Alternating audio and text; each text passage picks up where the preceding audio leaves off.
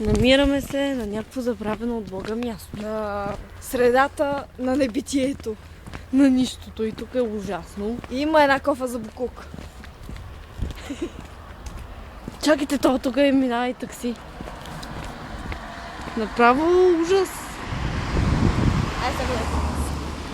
Това е първото такси за близкия 1 час, което минава по тази улица. На всичкото отгоре никой не знае къде ще бъде университет. Ти май ще си взимаме. И центъра също не го знаят къде е. Център на там. Я се качиме по оградката нагоре. Мерси. Ако има кучета. Точно не искам да... Ето, виж, че център на там. Да бе, нали аз ти го казах.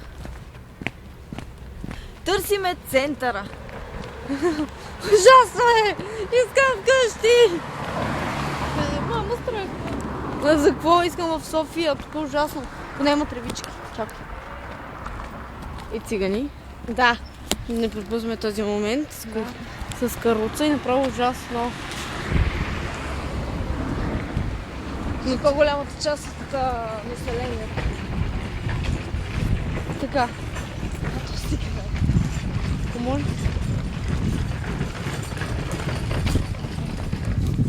Току-що наближихме центъра и нека да го покажа великия център. Ете това. Чакай, от тук надолу е бе.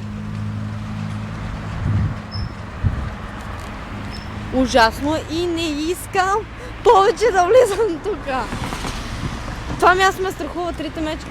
Мали Пешо, ако беше тук направо, ще да се кефи. Си пие трите мечки. Но пък има тревичка готина. На Да, всичкото е отгоре Шуманското струва майка си баща си. Не пийте бира в Шумен. Има 2 маркета пенис. Градски транспорт, снимай го. Снимай градския транспорт. Чакай. Снима ли го? Ема ние сме на видео. Е някакъв подлез, в който не бих минала. В който отиваме? О, не! Пепел ти на език. Ей, центъра пише, че от тук през това зеленото нагоре. Той ти през това зеленото, като гледаш това нещо. Би ли минала? В принцип, Надали точно това ще е център? не знам, сега ще ръка. Тук е ужасно, маме. Повече тук няма да дойде дори и да ме биеш. А между другото,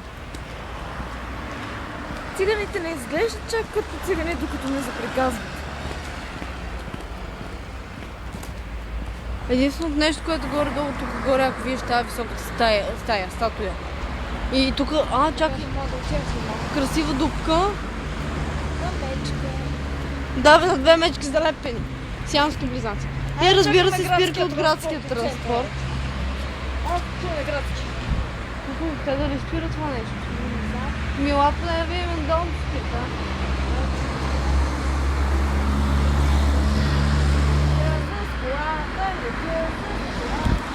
Ужасно е.